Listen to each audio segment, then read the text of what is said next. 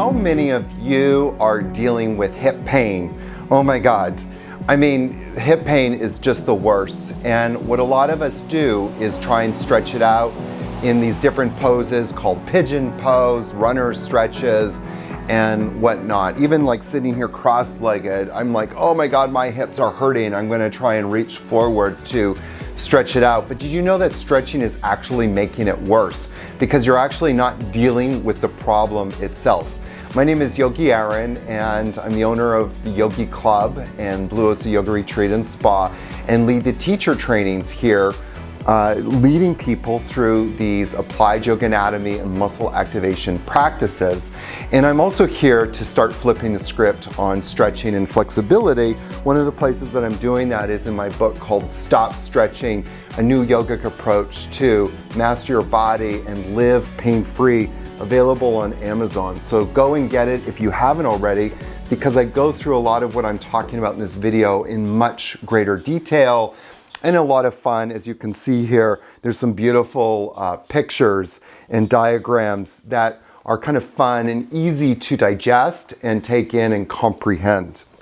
So where are the hips? Well, a lot of people don't even know where the hips are, and ironically, they're trying to teach people or trying to stretch the muscles in their hips. What I actually encourage you to do is walk up to your yoga teacher sometime, or even your fitness instructor that's saying that you need to open the hips. It's really kind of crazy when you think about it, because you look at the hip here, it has to fit into the socket. Well, what is holding that hip or that ball into the socket is muscles. And if those muscles are overstretched, what happens is, or if you want to go further and say, if you want to open your hips, what does that actually mean? Well, if I'm going to open my hip, that means that I'm actually going to end up with a dislocated hip. And I don't think you want to walk through life with a dislocated hip. So actually what we want to do is close up the hips. We want to get the muscles that are holding the hip in place working properly. So much of hip pain with a lot of people is related to a muscle here that's called the gluteus medius. A lot of people will point right to this area right here and say, oh my God, that's where it hurts. So that's definitely one area that we need to kind of think about. How do we get that muscle so that it's not in a stressed out position? Muscles will usually start to become inflamed, or there will be inflammation around those muscles when they become stressed, traumatized, or overused. One of the ways that we overuse these muscles, by the way, is stretching them. So we don't want to be stretching our gluteus medius. We actually want to make sure that it's contracting properly. Now, if it feels tight, one of the things that we want to look at then is the opposite muscle. So the gluteus medius is an abductor. It actually brings the leg out to the side. So this is abduction. If you think of my arm like my leg, this is abduction. And what we want to do is look to the opposite muscles, which are the adductors. Now you have several adductors. We have just the top of the list, we have the longissimus, we have the pectineus, which I love talking about pectineus. That's a whole other conversation. We have brevis, we have gracilis, we have longus, we have magnus, and there's many different, there's two different sets of fibers with magnus. And then we could even kind of just put sartorius into this mix as well. So we have a lot of adductors, and there's a couple of quick hacks that I'm going to give you today to just engage your adductors. One day I was going for a walk actually, and as I walk, I try and walk about 8 kilometers a day. And one day I was going for a walk and I noticed that there was this tightness, or this pain and tightness in my inner groin. And tightness is always telling me that there's an instability somewhere in the body. Tightness is the body's way of sending out a signal saying, hey, there's instability. I need anybody who's reading this message to tighten up. So the adductors were tightening up because my abductors weren't contracting properly. So I did a quick hack to engage my abductors, and guess what? The pain not only left, it never came back. So sometimes we just need to refortify or reconnect the brain to those muscles. And guess what? As soon as the brain is connected to the muscles, it tells the muscles to contract properly, and the pain just disappears. You don't have to live with pain in your hips anymore. But if you keep stretching them, you will have actually more pain. I actually believed for a long time that I needed to stretch. And that kind of all came crashing down when I ended up in a surgeon's office, and he told me that I might need a spinal fusion in my lower back because there was so much instability there. And that moment, I made a clear decision that I would never stretch again. And guess what? I haven't had any more back problems. And since then, I've never been back to that surgeon's office. Gave him the you-know-what. So we definitely want to make sure that these muscles are working properly. I'm going to just show you how to start to strengthen your abductors and how to strengthen your adductors in a muscle activation practice. That's just very simple to use. Okay, guys? So what I'd actually like you to do is to come onto your side here.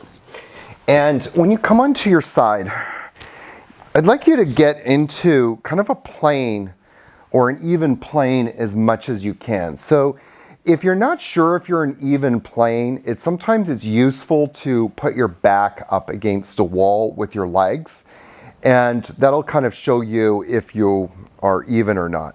When I say that, you don't want to let your hip fall forward, and you also don't want to let your hip press back. So you want to keep everything in line as much as you can. Now, bring your hand, find your hip bone. So if you look at Skelly here, this is your hip bone, your greater truncator.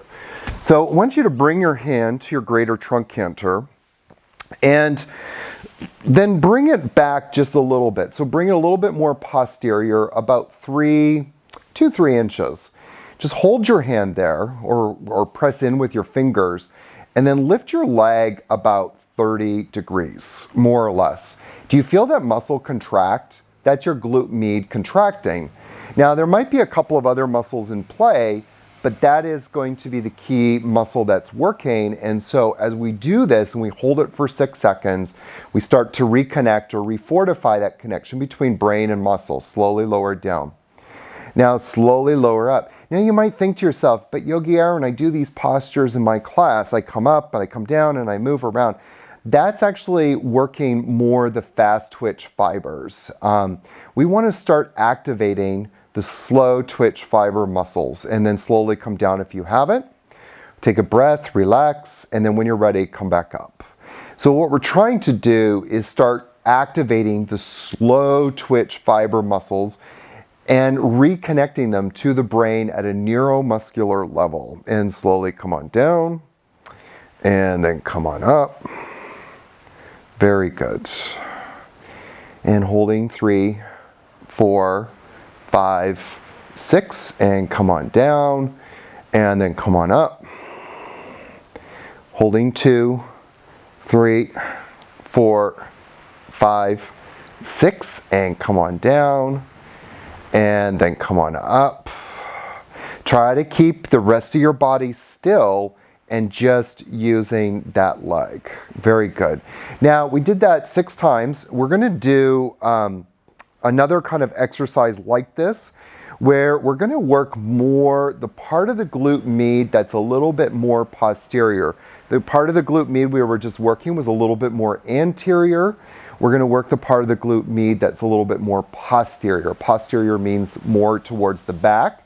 But this part of the glute med is closer to the sacrum and coccyx. So you're going to externally rotate that leg as much as you can and then lift it up. Now, feel it with your fingers. Do you feel that muscle contracting? That's fantastic. Keep that connection and then slowly come down. I actually like to get my fingers involved in the process as much as possible. And the reason why is because I really believe, and this is a belief, it's not a fact, I don't know if it's true, but I believe that it actually helps improve that proprioception between the brain and the muscle. So I want you guys to actually not only just like be able to connect to it unconsciously, meaning that the muscles have the ability to contract and contract on demand, but also that you start to build an awareness of where the muscles are in your body. Slowly start to rotate that leg and lift it up. Very good. Again, it's only about 30 degrees here. 2, 3, 4, 5, 6, and slowly down. And then externally rotate the leg and then lift it up and hold for 2, 3, 4, 5, 6, and then come on down. And then again, externally rotate the leg, lift it up and hold for 2, 3, 4, 5, and 6, and come on down. And then externally rotate it again. 2 more. Lift it up, hold for 2, 3, 4, 5, 6, and come on down. And then externally rotate the leg and lift it up and hold for 2, 3, 4, 5, and 6, and come on down. Beautiful. Now, while we're here, I'm going to just have you stay here for a moment, and we're going to work the adductors now on the right leg. So what I want you to do is bring this foot forward just a little bit. It's more like a stabilization, so don't get too hung up on where this foot is. But what I want you to do now is just lift the right leg about 1 or 2 inches off the ground. Now, again, you can bring your fingers and feel those adductors engage and come on down. Keep the leg as straight as possible, lift it up. Hold for 2, 3, 4, 5, 6, and come on down. And then lift it up just 2 inches, no more. You don't lift it up too much. It doesn't take much to start connecting the brain to these muscles. And one of the first rules or axioms, and come on down, in AYAMA, Applied Yoga Anatomy and Muscle Activation, is that less is always more. So keep the legs straight, lift it up just a little bit, hold for 2, 3, 4, 5, and 6, and come on down. Straighten the leg, lift it up, hold for 2, 3, 4, 5, 6, and come on down. And then again, lift it up. Hold for 2, 3, 4, 5, 6, and come on down. And then keeping the legs straight, lift it up. Hold for 2, 3, 4, 5, 6, and come on down. We'll do it one more time. Keep the legs straight, lift it, hold it, 2, 3, 4, 5, and 6, and come on down. Very nice, guys. Let's turn around and do the other side now. Okay? So, lying again on that even plane. Lying again on that even plane. I want you to find your greater trochanter. Remember, it's this bone right here that kind of sticks out. So find the greater trochanter and then trace into your glute about 2 inches, maybe even 3. Kind of feel it with your fingers, okay? Or press in with your fingers. And then lift the leg about 30 degrees and hold for 2, 3, 4, 5, and 6, and come on down. So if you're kind of a person that has a lot of pain in their glutes or pain in their hips, definitely start adding these to your routine. Lift up a little bit and hold for 2, 3, 4, 5, 6, and then come on down. And lift up, 2, 3, 4, 5, 6, and come on down. And lift up, 2, 3, 4, 5, 6, and come on down. And then lift up again, hold 2, 3, 4, 5, 6, and slowly back down. And then lift up again, hold for 2, 3, 4, 5, 6, and then down. We'll do it one more time. And then again, lift up. Do you feel that muscle contracting? Again, all we're doing is reconnecting the brain to the muscle, so the brain knows, hey guys, you need to contract properly so that we can create more stability in the hip joints. And then down. Let's do that external rotation. So externally rotate as much as you can and then lift up. Again, just 30 degrees. Keep that external rotation as much as possible.